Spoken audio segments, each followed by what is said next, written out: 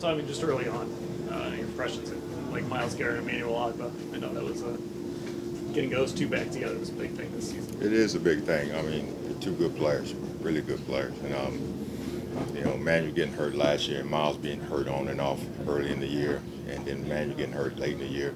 It kind of, threw it for a little bit of a loop and stuff, but Carl Nesbitt came on to play well, and Nate Archer played well for us. So, I'm grateful to have depth. Yeah, you mentioned Nate.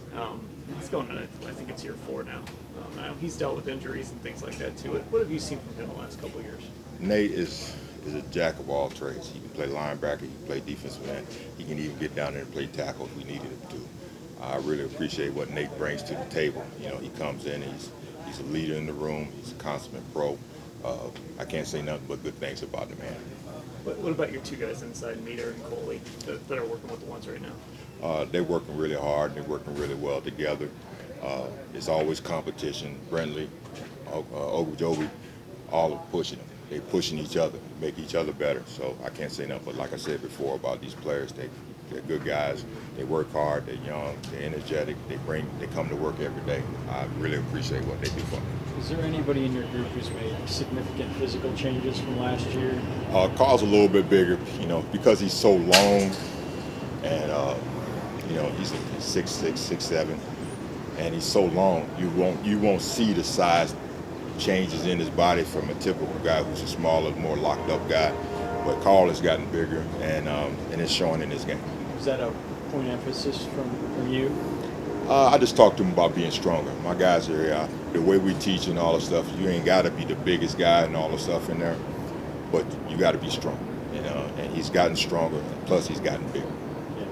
Can it be tough for a guy that tall? I mean, obviously it helps. We've seen him with the batted balls and things like that. Can it be tough for him too? No, I think if you play with low pad level and good leverage, it doesn't matter about your height and all the stuff right there. Carl's using it well. He's got good knee bend and good hip flexion. He's staying down. It's not an issue about him playing high. The height is just one of the things that's a benefit for him. What's your overview on Carl of things that you're telling him he needs to get better and things that you're seeing that he is progressing in? Carl is taking coaching very well. I mean, I suggested a couple things to him and all the stuff, and he's working on them. It's starting to show. It really started to show in the OTAs and stuff where we was doing some things in OTAs. But for him, everything I think it's a steady climb for him. He's getting better every day. When you look at a guy like Larry Ogunjobi, we saw him do some good things last year. But what do you want to see out of him? This camp and going into this I year? want to see him continue more, keep pushing Meter to take the starting job, keep being who he is. Less mental errors and all the stuff about going to wrong places and stuff, which is not a lot from him. Just keep competing. Keep competing, and all the stuff will wash out when the wash is done. Are you seeing that he's kind of picking up the game? I know you mentioned that he hasn't played that long in his life like a lot of guys have. Is he adjusting well in the second year? Absolutely. He's leaps and bounds, but different from what he was last year. More confident, understanding more about the game of football, about leverage, about hand placement, about being a defensive tackle in the NFL. He understands. He's starting to understand that better. All the there's analytics, stuff on the internet and stuff that really praises him, and these guys who study this say that in his amount of playing time, he was really, really good for you. Does that jive with what you saw on film? Well, I don't get too much into analytics and stuff right there, but as a player, watching him in college, I saw some movement skills and stuff right there, and some power and some strength that for a guy that you didn't know didn't play as little football as he has. He's really come a long way, and he's taken studying.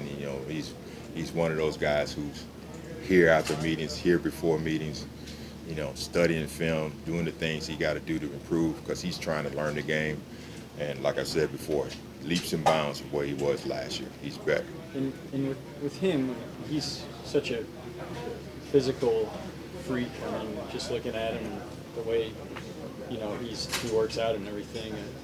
How do you decide nose tackle versus three technique for him? Well, you start him off at nose and stuff right there, but the way we do things, we cross-train with our noses and tackles. I mean, noses and 3 techniques. So he's learning both positions. He's getting reps at both positions also.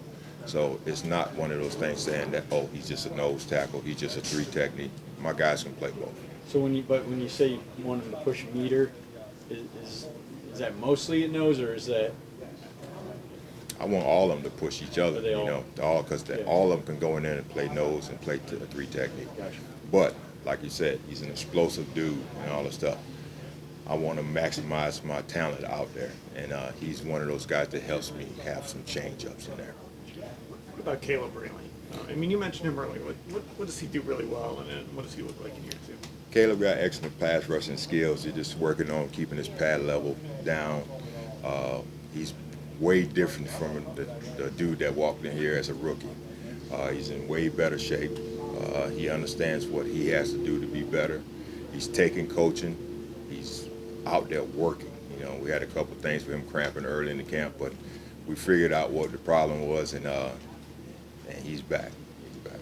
Your tackles as a group, as a whole group, is there a veteran maybe needed in the mix, or do you think you got exactly what you need? We're pretty good. We're pretty good about all the stuff right there. I mean,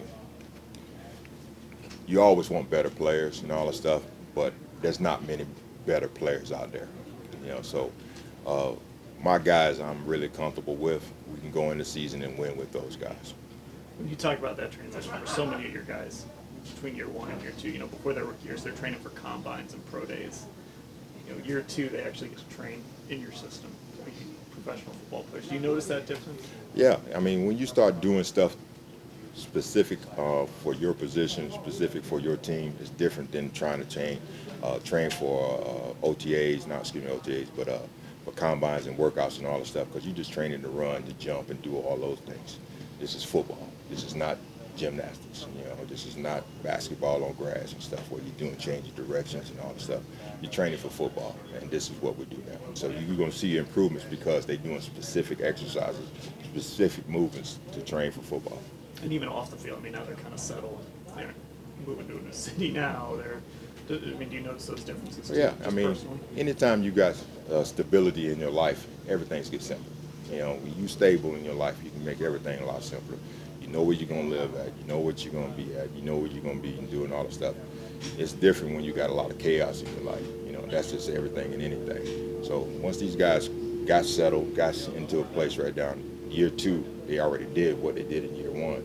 So now it's just, hey, I go here, I come here, go here, I come here. So it's simple. Did you think the light came on for Agba last year before he got hurt? I thought Emmanuel was really coming on really strong. He was playing the run super great for us, and his pass rushes were winning. It wasn't getting the sacks and stuff just because they was getting the ball out so fast on us. It was less than 2.2 and all the stuff on the average.